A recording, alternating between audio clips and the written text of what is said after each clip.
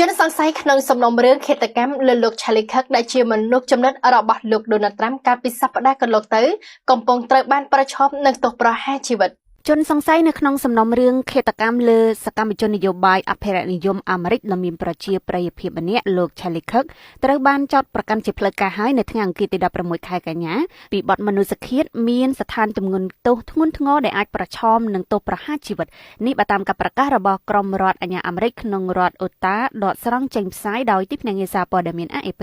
លោក Kirk ដែលជាមនុស្សចំណិតម្នាក់របស់លោកប្រធានាធិបតីអាមេរិក Donald Trump ត្រូវបានបាញ់សម្លាប់កាលពីសប្តាហ៍មុនក្នុងពេលកំពុងសំណេះសំណាលជាមួយក្រុមនិស្សិតនៅឯសាកលវិទ្យាល័យអូតា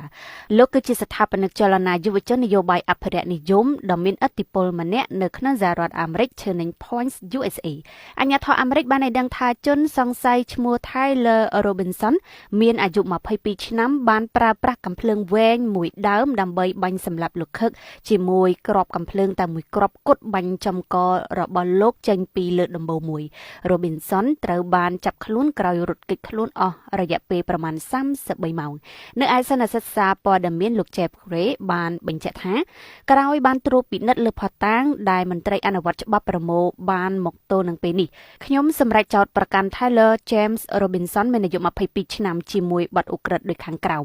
បទមនុស្សឃាតមានសន្តានទម្ងន់ទោសធ្ងន់ធ្ងរដែលអាចប្រឈមនឹងទោសប្រហារជីវិតព្រមទាំងបទចោទចំនួន6ផ្សេងទៀតក្នុងនោះរួមមានរារាំងដល់ការស្វែងរកយុត្តិធម៌និងសម្លុតគម្រាមសាកសីកុំឲ្យនិយាយលោក Jeff Gray ក៏បានបដិញ្ញាផងដែរថានឹងស្វែងរកការដាក់ទោសប្រហារជីវិតជនសង្ស័យ Robinson ក៏បញ្ជាក់ថាកាលពីថ្ងៃច័ន្ទដើមសប្តាហ៍នេះសេតវិមានបាននិយាយថាខ្លួននឹងតាមប្រមាញ់ចលនាឆ្វេងនិយមជ្រុលដែលត្រូវបានចាត់ទុកថាជាចលនាភេរវករនៅក្នុងស្រុកនិងដែលត្រូវបានចោទថាជាអ្នកសម្លាប់លោក Charlie Kirk ដោយបង្កឲ្យមានការព្រួយបារម្ភថាយុទ្ធនាការបែបនេះអាចនឹងត្រូវបានប្រើប្រាស់ដើម្បីបំបិទមាត់អ្នកនយោបាយប្រឆាំង